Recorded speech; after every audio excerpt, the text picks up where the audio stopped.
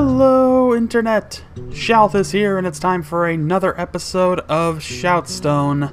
I am bringing you another Shoutcast from the Hearthstone beta. It is late on Saturday night or early Sunday morning, depending on how you want to look at it and where you are in the world. But I am recording this episode, and it is fresh off of BlizzCon 2013, and one of the most exciting Hearthstone tournaments. Awesome stuff, and if you have not seen the tournament that finished off with Artosis versus Kripparrian in the final, I encourage you to go to the BlizzCon.com page, go to the virtual ticket page. You don't have to buy the virtual ticket. You can watch the Hearthstone esports stuff for free. Watch those games. They were really awesome. But let's get into today's game. It is going to be a rematch from yesterday. Day 9, taking on Ludikalo a second time in this rematch. Let's get to it right now. It is Thrall versus Garrosh. Day 9, playing the part of Thrall, the Shaman, and Ludikalo, playing the part of Garrosh, the Warrior. So, let's get into action right now. So, I'm hoping that the over 100,000 viewers that were watching the Hearthstone finals at BlizzCon through streaming methods, not to mention those in attendance who are going to be watching it anyway, will serve as a testament to Blizzard that this game ultimately needs esports support, and ultimately needs things like, you know, observer mode, and something that allows us to kind of cast these games appropriately, because that's what I know I really want to see. And yeah, but hopefully in due time. A lot of cool new features coming out. If you have not heard of those new features, you should be checking out our BlizzCon videos that I put up yesterday. I put up the news after the opening ceremony, which revealed a lot of big information, and I also put up news after the fireside chat panel, which followed up from there. Alright, so Ludikalo opening up with a pretty typical acidic swamp ooze to start things off with a coin. Coining that in is pretty standard, typical play. Not a big surprise there. Day 9, zooming in very tightly on the healing totem. But getting whomped in the face by that acidic swamp ooze. Alright. Plays the Feral Spirit card. That's going to lock down a couple pieces of his mana into Overload, but he will get a 2/2/3 minions. So, well worth it. Nice investment.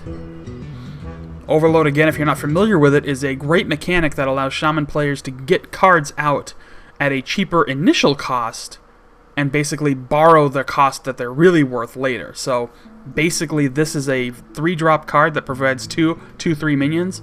It's essentially a 5-drop card in the long run. So, as you can see on this turn, Day 9 only has 2 mana to use. And he's going to use that on a totem, which conveniently will actually end up being a Stoneclaw totem. And he will ignore the Acolyte of Pain. For obvious reasons, he knows that when it dies, it's at least going to provide 1 card to his opponent. He just wants to provide as few cards as possible, is really the goal with that. Alright, so he's going to take a shot with the Acolyte of Pain, do a quick point of damage, and finish it off with the weapon provided by the weaponsmith. So, focus here is certainly going to be to get rid of that Acolyte of Pain if possible. I mean, he's only got totems out now, and he is going to pull out another one. That will be a Searing Totem, which will do 1 damage, but it is in sleep right now. And he's going to play Lightning Bolt, which is a 3-drop card that does 2/3 damage to all minions.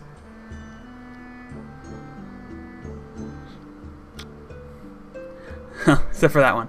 So, that's one of the little kind of beta glitches that you'll see throughout this the beta here. It triggered the card draw on the Acolyte of Pain, so then it replayed the animation to actually finish off the weaponsmith where appropriate. Cleave comes out, takes care of everything except for that totem. Except for the Stoneclaw totem, I should say. But Garrosh will finish that off with the last durability point on his weapon. So now the Knife Juggler into play. Knife Juggler, an outstanding card, 3-2, and it does drop an extra knife throw, basically, a quick point of damage to any random enemy whenever a friendly minion is put into play. So it can prove to be really, really worth the amount that it costs. Day 9 dropping a Mana Tide Totem, which will provide him with a card at the end of every turn, and he does get Ragnaros, the Fire Lord, which is a really fun card to see in action. Every time Ragnaros comes into play, it cannot attack, but it randomly throws 8 damage around, and sometimes it's just huge, the amount of damage that it can do. Alright, so Warsong Commander going to come out, and an Abusive Sergeant to buff up that minion. Yeah, I know, Darby, it's very exciting. He's going to buff up the Knife Juggler. Take care of business. And Ludikalo looking pretty good right now. But he was looking pretty good in the last game as well. So we're going to see if he actually manages to hold out to the end here, because that's the real decision point, is to see if he can actually withstand the Day 9 barrage as we enter the 7-drop point. Yes, we're all very excited, Darby, I know. Alright, Day 9 going to pop another totem, happens to be a Wrath of Air, probably not what he was looking for, probably was hoping for a Stone Claw, which would have been nice. And is he going to play the Elemental? Yeah, he's going to play that Unbound Elemental. Earth Shock could play that, which he will use to finish off that Knife Juggler. And then he'll follow up with a Forked Lightning. So that's going to play a little bit of Overload, which will buff up that Unbound Elemental, which makes it a really strong minion if you have a lot of cards with Overload in your deck, or in your hand, as a matter of fact. Even in your deck, whatever, same thing. Basically, it continues to buff up that minion every time you play cards with Overload, and that is the core of a Shaman deck. So, I'm hoping to produce some games and some content that will actually demonstrate the core mechanics of some of these heroes better than my basic card series has, or my starter deck series has. Because the starter decks don't really feature these mechanics very much. But anyway, he did equip an Arcanite Reaper to finish off the job there, but Earth Elemental coming in to provide a new target. But yeah, I'd love to produce some videos that really show off some of these core mechanics a little bit better than the starter decks do. I just have to design some decks to do that, so that I can actually show that off a bit. And unlock a little more cards. I haven't actually been dropping a lot of money into the game, or you know, playing a ridiculous amount or anything like that either. So a brave little attack, attacking in with the card there, finishing it off with Mortal Strike, and playing his Korkron Elite to do a little bit more damage. So right now, it's actually fairly even at this point. He's looking to play Lava Burst. He's actually going to play it on the Elite and drop another Mana Tide Totem. So he's got another couple points of mana into lockdown here as the turn is passed. So he'll only be on a, what are we looking at here, an 8-drop next turn instead of the 10-drop? But that's enough to get Ragnaros out if he decides to go that route. Another Arathi Weaponsmith. Again, Warrior deck's very weapon heavy. If you did watch that Artosis games, or any of Artosis' games at the Hearthstone tournament, you saw that. That Warrior decks can be very aggressive, and are certainly designed that way. Another Lava Burst coming out, but Azure Drake going to come out first. That will provide some stellar play. He's going to drop that Forked Lightning, it looks like, to clear the field. And a Flame Tongue. No, is he? Oh, maybe not. No, he's going to drop that Flame Tongue Totem, which will buff up a couple of his minions. And now Day 9 asserting his position right now and looking brilliant against Ludikalo. Another Cleave comes out, hits everything but the Wrath of Air Totem. Not quite enough to take out that Flame Tongue. Will probably be a good target for that last weapon swing if he goes that route, or he could possibly take out the Azure Drake. And that is going to be his decision. It's going to do a huge amount of damage, so it's a very risky play, and he's going to play Garrosh Hellscream.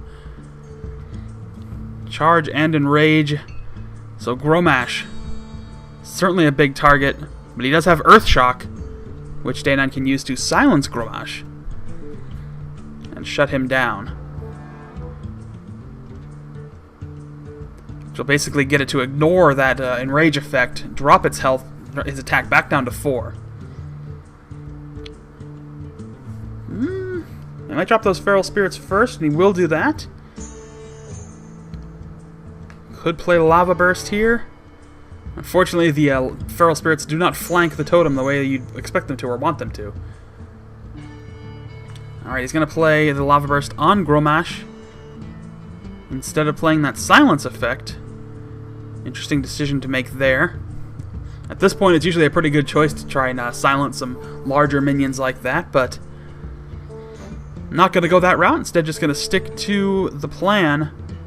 Has a very strong 4-3 wolf there. Unfortunately, Grommash can only swing once, so maybe he's just trying to draw everything out. He knows that Grommash can only swing the one time, so he'll only be able to swing, take out one of those taunt minions, then he can silence him the next turn, or keep it going, because he'll still have another taunt minion up generally. So as long as they survive, he knows where Grommash has to attack. But it is going to get a little more risky with only one taunt minion out there instead of 2. But we'll have to see. Yep, he's going to have to swing at one of those guys. Doesn't matter which one he takes out. It will kill him either way. So he's going to have to sacrifice Grommash for that. So actually pretty smart play holding on to that Earthshock just in case something else a little more annoying happens to come out as this game winds to an inevitable conclusion. Another totem popped out. It is going to be a Stoneclaw totem. Unbound Elemental. To flank the other side of that Flame Tongue totem. Nothing with Overload. Now it's time to bring the game home, I think. And that's the way Day 9's looking at things right now. Focusing fire on Garrosh. Not really concerned with that Acolyte of Pain at this point. I think we've seen a lot of the really heavy hitters. Good silence there. It's enough to silence the double silence, so he gets rid of all of the taunt effects. And he takes out that totem, that pesky Flame Tongue totem. But we are looking at 4 points of damage in minions. And a couple other abilities lingering here. He does still have Ragnaros. He could play Ragnaros and kind of see if maybe he'll take it out. But no, he's actually just going to start clearing some minions off the field. Gets rid of that Acolyte of Pain in one shot. And takes out both of the Owls. Leaves that Abusive Sergeant up, and here comes Ragnaros, hoping for the best. Well, at least it takes out the minions, so the field is clear. Now the only target for Ragnaros is the hero, and at the end of every one of Day 9's turns, he will shoot off an 8 damage fireball, which could make life very, very difficult. And it randomly hits one of the enemies, randomly hits one of your enemies, and it could be a minion, could be the hero. Ideally, Day 9, I'm sure, wants to hit the hero in this case. But we'll have to see how his luck fares as Ludikalo tries to make his decision. Alright, he's going to drop a Direwolf Alpha to buff up any flanking minions. Equips Arcanite Reaper. Once again, he's going to use that to take out that, yes, to take out the Unbound Elemental.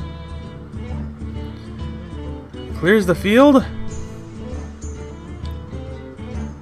Now, all he has to do at this point is attack with anything, and he will pop that. Ragnaros will trigger, and this will be GG for Day 9. So Day 9 takes the win in this game. Ludikalo, unfortunately, goes 0-2 in this series against Day 9.